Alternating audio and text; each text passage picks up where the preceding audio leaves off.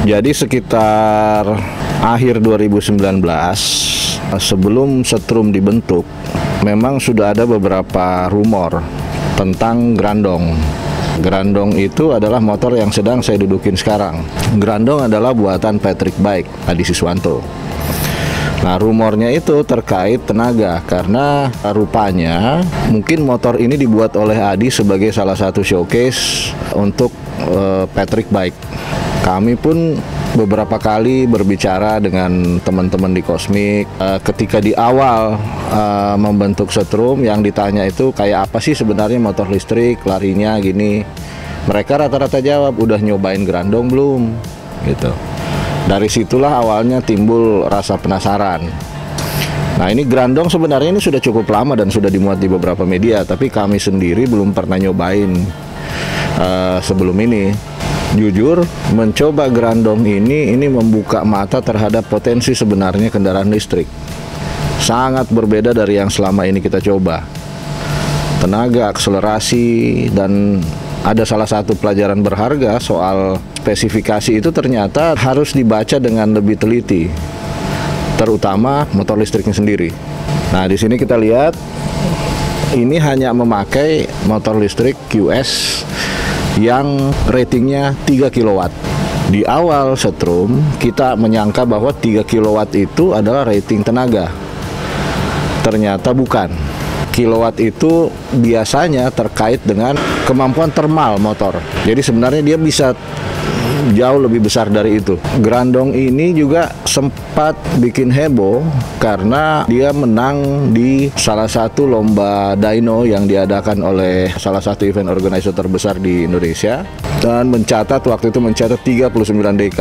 Kalau zaman itu kalau kita bandingkan dengan motor bensin, motor biasa, terus terang dari beberapa motor balap yang kita coba, yang saya pernah coba sebelum-sebelumnya, ya belum istimewa.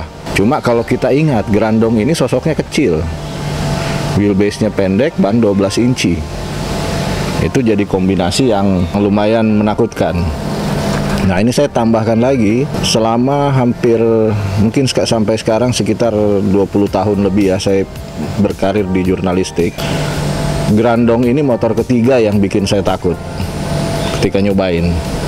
Oke, ini kita lihat sosoknya Grandong ini setahu kami basicnya Imoto atau Treco, keluaran 2008. Adi mengganti beberapa partsnya dengan aftermarket, termasuk suspensi depan, dan ini lengan ayun juga diganti yang sedikit lebih panjang dari aslinya. Ini shockbreakernya bukan Ohlins ya. Shockbreakernya bukan Ohlins. Dan ini controller, ini adalah salah satu produk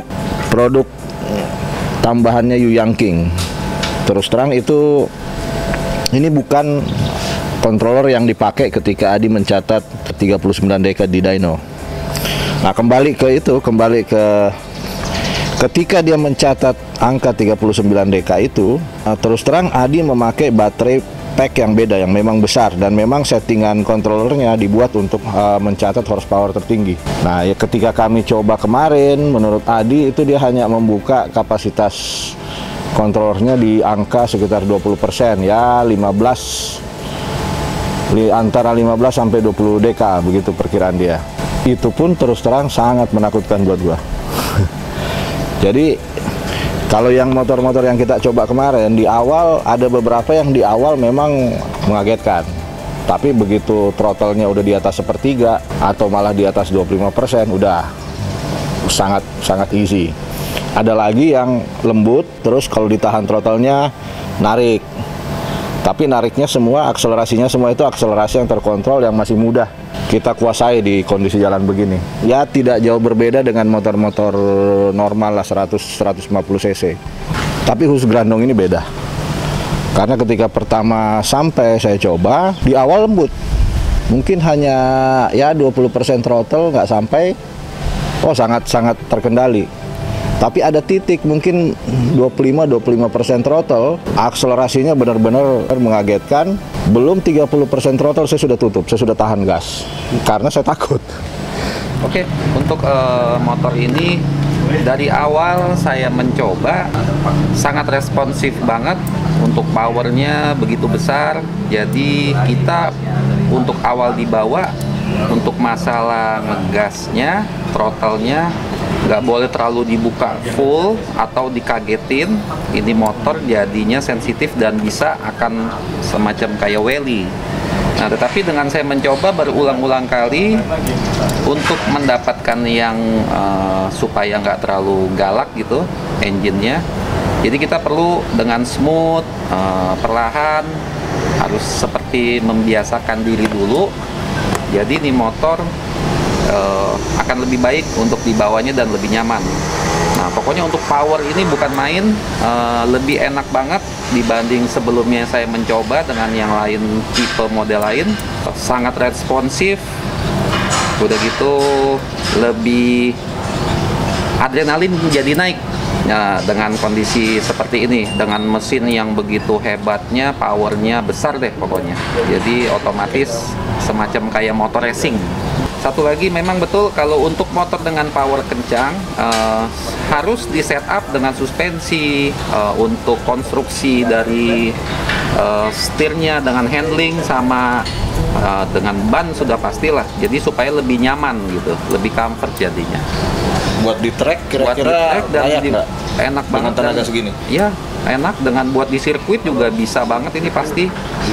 Mungkin juga bisa akan mengalahkan motor-motor mesin yang dengan memakai bensin mungkin.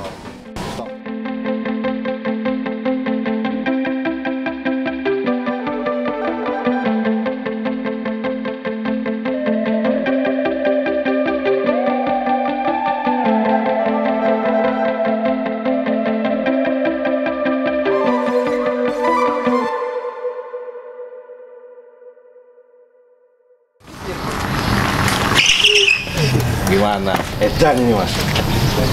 Beda sama yang kemarin kan? Iya, edan. Ini baru seru ya? Seru. Saya tetap nyari suaranya. Iya sih. Ya kan, kita mulut. Udah cukup.